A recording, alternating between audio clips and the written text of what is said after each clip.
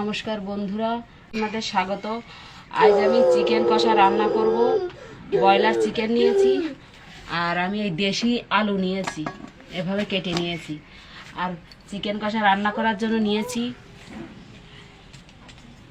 ধনে জিরে বাটা নিয়েছি, পেঁয়াজ রসুন বাটা নিয়েছি, আর নিয়েছি আদা শুকনো লঙ্কা বাটা, আর টমেটো গ্রেট করে নিয়েছি, গরম মশলা বেটে নিয়েছি। আমি আলুটা ভেজে নেব।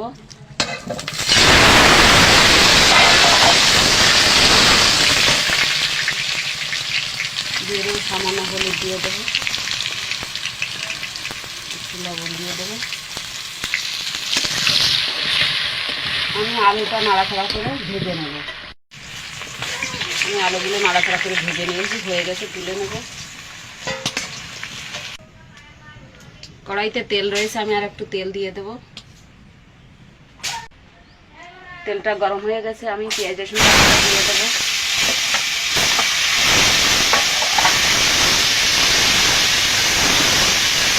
আমি এটা একটু কষিয়ে নেব। আমি পেঁয়াজ রসুনটা কিছু সময় কষিয়ে নিয়েছি, এবার দিয়ে দেবো আদা শুকনো লঙ্কা বাটা, জিরে ধনে বাটা।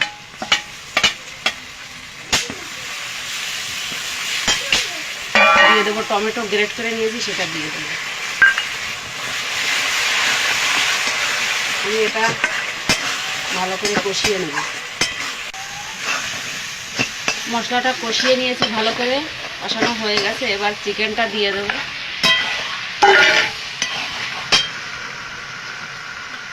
দিয়ে দেবো স্বাদ মতো লবণ দিয়ে দেবো, দিয়ে দেবো হলুদ।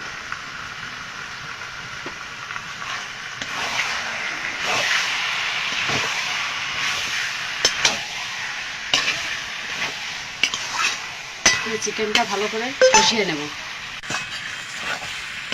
আমি চিকেনটা ভালো করে কষিয়ে নিয়েছি, কষানো হয়ে গেছে।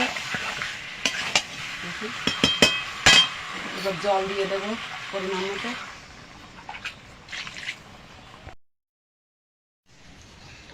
আমি পরিমাণ মতো জল দিয়ে দিয়েছি, এবার ঢেকে ঢেকে রান্না করে নেব। এবার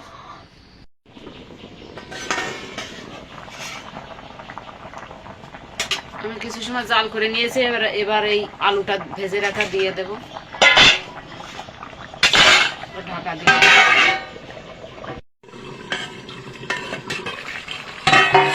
একটু নাড়িয়ে দেবো। মাংসটা ঝোলটা কম হয়ে গেছে, গরম মশলা বাটাটা দিয়ে দেবো,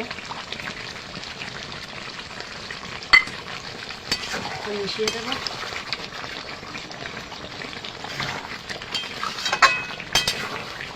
গরম মশলা দিয়ে আমি 1 মিনিট মতো জাল করে নেব।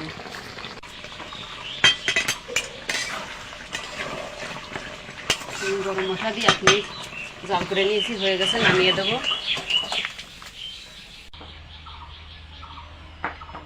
আমার দেশি আলু দিয়ে চিকেন কষা রেসিপি রেডি। আমার রেসিপিটা যদি ভালো লাগে লাইক কমেন্ট শেয়ার করবেন, আর আমার চ্যানেলটা অবশ্যই সাবস্ক্রাইব করবেন।